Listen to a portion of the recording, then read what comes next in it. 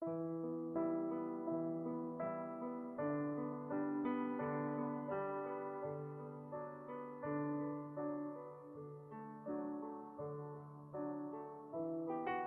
rappelle un développement limité de la fonction exponentielle,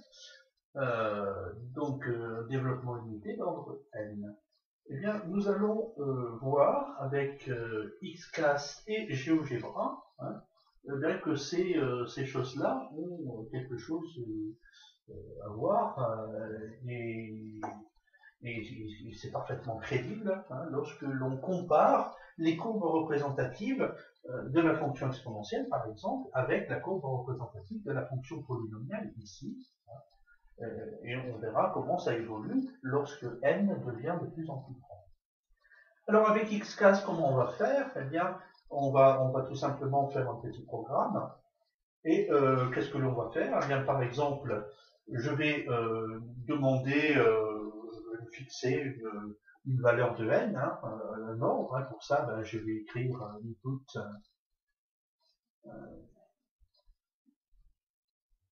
voilà, je vais prendre n. Après, donc, une fois que j'ai cette valeur de n, je vais initialiser ma fonction, vous l'appelez f. Je vais écrire par exemple f, je vais appeler f tout simplement, f égale, je vais commencer à 0. Ensuite, je vais à chaque fois, pour k qui commence à 0 jusqu'à n, eh bien, je vais à chaque fois rajouter un terme comme ceci, de manière à ce qu'à la fin, j'obtienne la somme. Donc, je vais faire un for, from. Alors, k égale à 0, je commence à 0, jusqu'à n.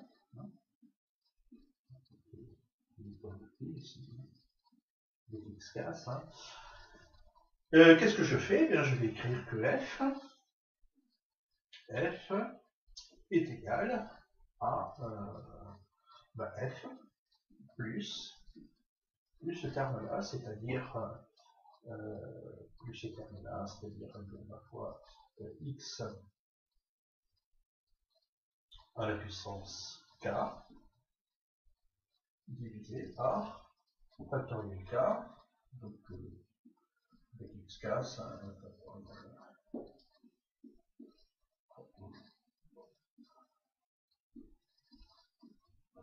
k, et puis c'est tout, voilà, et puis c'est tout, quoi.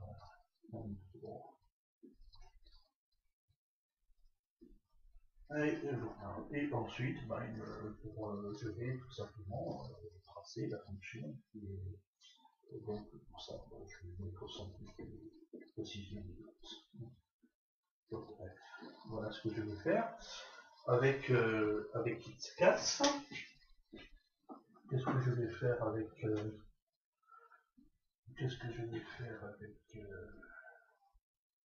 GeoGebra?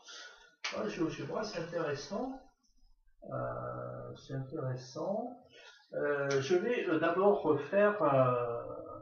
Le problème, c'est que voilà, il faut d'abord que je fasse une suite de.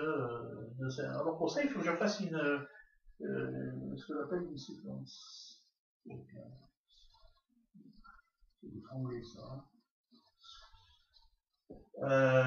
Une séquence dans laquelle je mets tous mes termes ici. Alors je mets x à la puissance k, sur factoriel k, avec le GeoGebra, c'est comme ça, factoriel k, c'est simple. Je précise la variable k. Après je dis, bon ben voilà, je commence à 0, et je finis à, alors là, n, je finirai à n, voilà, je finis à n. Ah ouais, mais ce n, il aurait fallu que je le définisse avant. Alors comment on fait pour définir ce n-là? Eh bien, on va chercher dans le curseur. On se construit un curseur comme ceci, et dans laquelle on va mettre par exemple n, des valeurs de n, comprise entre, nous on va faire de 0 à 100, hein, de 0 à 100, et ici on aura la valeur de n, par exemple, ici on a n égale à 9. Voilà. Donc il comprend, séquence. Donc, et oui, mais ma fonction, c'est pas ça. Donc il faut que je fasse la somme de ceci. Eh ben, c'est pas grave, hein, on fait la somme de ceci, là, tout simplement. On fait la somme de ceci. Alors toujours pareil, c'est entre, on va l'accrocher comme ceci. Somme de ceci. Et puis c'est tout. Hein, et je vais voir apparaître toutes mes courbes représentatives. Et au départ, j'aurais mis également la fonction exponentielle de x, pour faire une comparaison entre ceci et cela, et vous allez voir ce que ça donne. C'est assez intéressant. Alors, on va le faire pour la fonction exponentielle, on va le faire pour la fonction logarithme, hein, et on va le faire pour la fonction sinus. Hein, la fonction sinus, c'est intéressant, c'est assez marrant.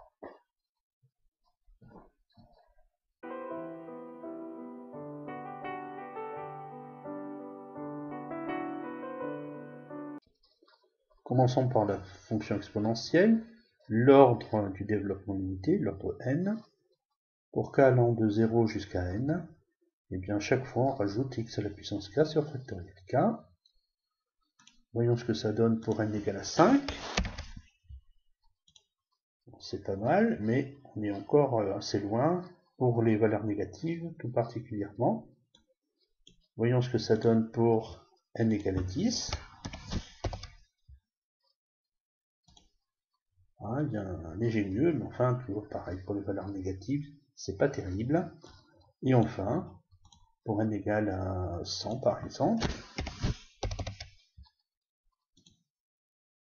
donc là on est quand même très près de la bonne fonction.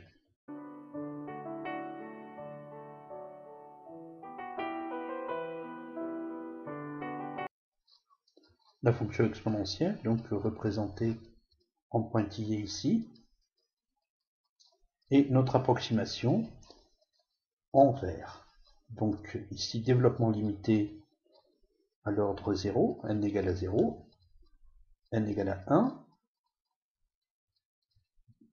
Vous voyez que dès que n arrive à la valeur 5 à peu près, pour les valeurs positives de x, on est très proche de la fonction exponentielle. En revanche, ce n'est pas le cas pour les valeurs négatives. On va augmenter la valeur de n. On va voir qu'à mesure que n augmente, on se rapproche.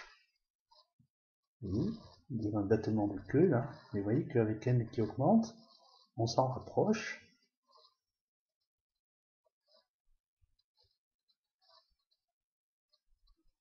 Parce que n approche des valeurs de 100, on est vraiment pas loin du tout.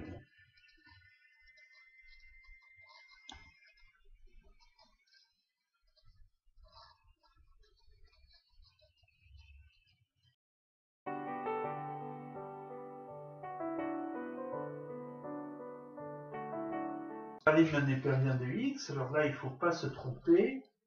On était parti de k égale à 1.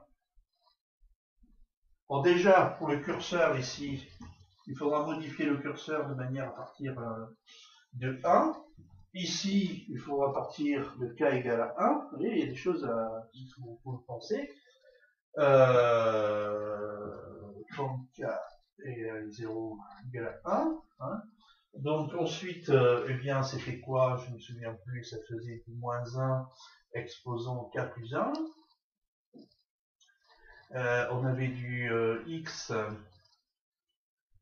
exposant k sur k tout simplement. Ah non, ce n'était pas x. Eh non, c'est x lorsque on a un plus x, oui. Donc quand j'ai fait le changement de variable avec les grand X, donc ça nous fait en fait x moins 1. Hein, x moins 1. X moins 1 exposant k. Vous voyez? Donc ici, qu'est-ce qu'on va mettre là? Eh bien, on va mettre, toujours pareil, moins 1, exposant entre parenthèses k plus 1, multiplié, donc on peut faire un blanc, enfin un espace, hein, moins 1 exposant k sur le k. Alors c'est k, hein, c'est pas factoriel k ici. D'ailleurs, voilà, hein, pourquoi on parle de k égale à 1 parce que là, on n'a pas le droit d'avoir k égale à 0. Quand on a factoriel, ça ne pose pas de problème, parce que factoriel 0, c'est égal à 1. Donc ça, et ici, bien entendu, bah, ça vous fait pareil, plus moins 1, k plus 1, pardon. Alors ici, il faut multiplier par x moins 1, exposant k, et diviser par k. Pas besoin de factoriel ici. Voilà, donc 1, tout f, tout 1, et c'est bon. Voilà.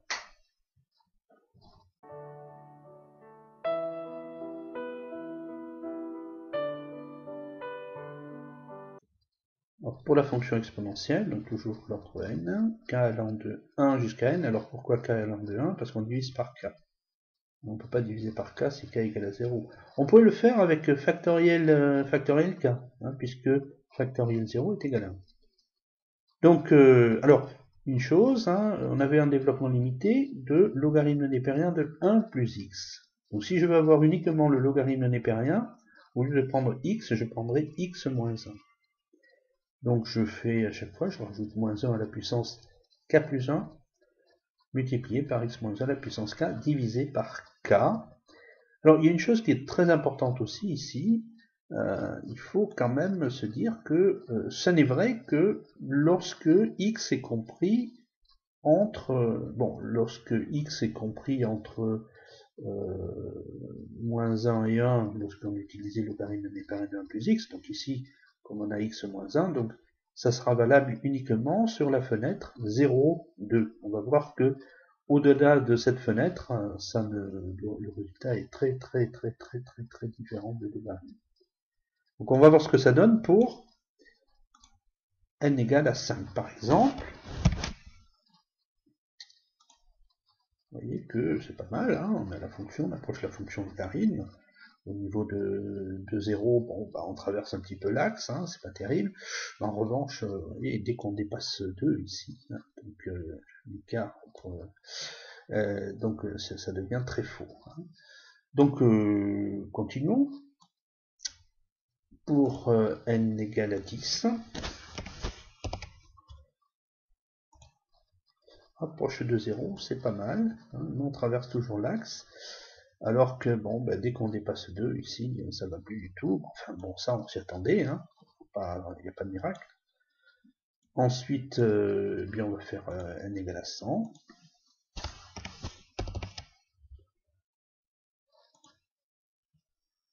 N égale à 100. Alors là c'est très net maintenant. Hein. Vous voyez qu'il y a carrément une cassure. Hein. Donc l'approximation est vraiment excellente ici entre 0 et 2. Hein. Vous voyez que ce rayon de convergence est égal à 1.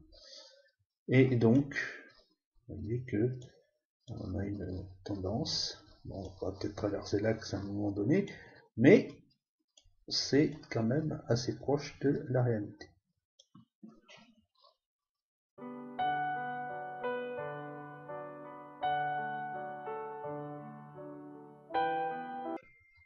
Alors pour le logarithme népérien, donc une fois de plus tracé la courbe représentative du logarithme népérien ici, et envers l'approximation.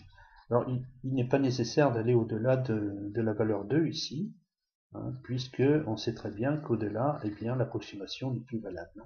Donc on reste dans un rayon 1 autour du point d'abscisse 1 ici. Et on commence à n égale à 1. On ne commence pas à n égale à 0, puisque effectivement on divise par k. Mais si k égale à 0, ça ne marche pas, bien entendu.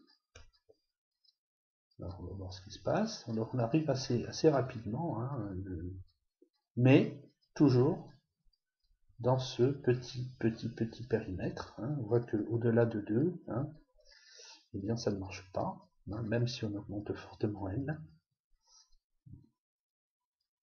Mais pour tout x compris entre 0 et 2, l'approximation est excellente.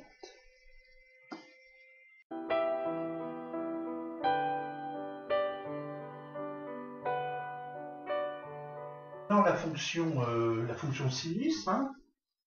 Alors la fonction sinus, bah on fait pareil, hein, mais bah, c'est simplement les coefficients qui changent. Hein. Sinus x, on se souvient que on a donc du moins 1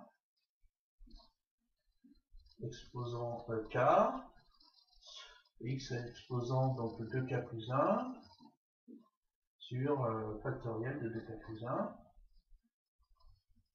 Voilà. Factoriel ici, 2k plus 1. Et donc, ici avec GeoGebra, donc, on mettra la fonction sinus. Hein. Voilà, on la mettra et on comparera avec celle-ci. Hein. Donc, c'est la somme de tous ces termes-là. Donc, ce n'est pas. Donc là, effectivement, on va mettre au lieu de ceci.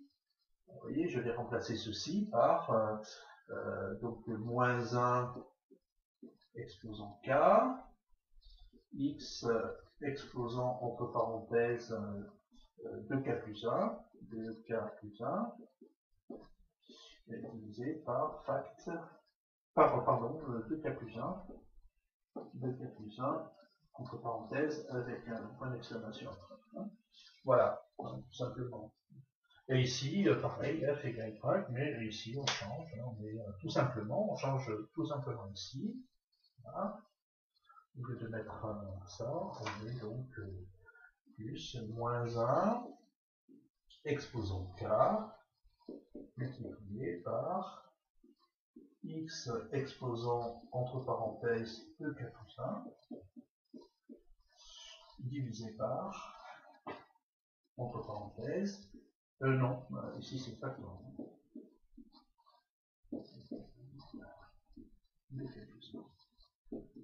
Et voilà. Et c'est tout, hein, c'est tout. Et puis on fait pas de plus, bien sûr. Et on va faire la même chose.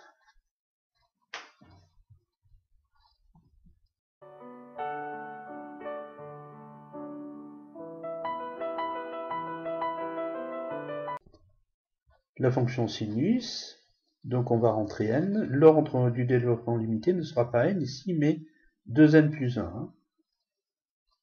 Donc on rajoute à chaque fois moins 1, donc de k allant de 0 à n, on rajoute à chaque fois moins 1 exposant k, multiplié par x à la puissance de k plus 1, divisé par factoriel de 2k plus 1. Voyons ce que ça donne pour n égale 1. On sent déjà une petite... proche de 0, ça marche bien. Hein, à l'extérieur, on voit que il faut aller plus loin. En fait, hein. Donc voyons ce que ça donne pour, bien pour n égale à 10. Pour n égale à 10, vous voyez déjà, on est pas mal. On est pas mal. Enfin, si on regardait plus loin, vous voyez que hein, on serait un peu embêté. Hein. Donc, pour n égale à 10, alors bon, on va rester un peu comme ça. On va voir ce que ça donne pour n égale 100 par exemple.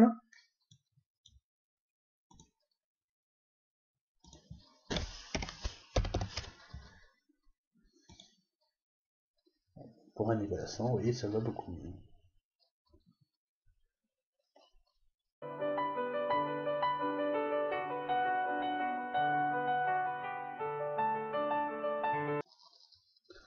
Avec la fonction sinus, c'est marrant. Vous avez ici donc en pointillé la représentation graphique de la fonction sinus. Et ensuite, eh bien, ici, nous avons donc le développement limité à l'ordre 0, n égale à 0. Alors, vous voyez, on va alors donc représenter ici, bien entendu, hein, c'est la fonction qui a x associé x, hein, tout simplement. Donc, si j'augmente n égale à 1, vous voyez que on se rapproche de la fonction sinus tout doucement. N égale à 2, etc. Vous voyez que pour les petites valeurs, on est assez vite très proche de la fonction sinus. On augmente comme ceci. Vous voyez que finit par avoir une très bonne approximation. Voilà. On peut aller jusqu'à n infiniment.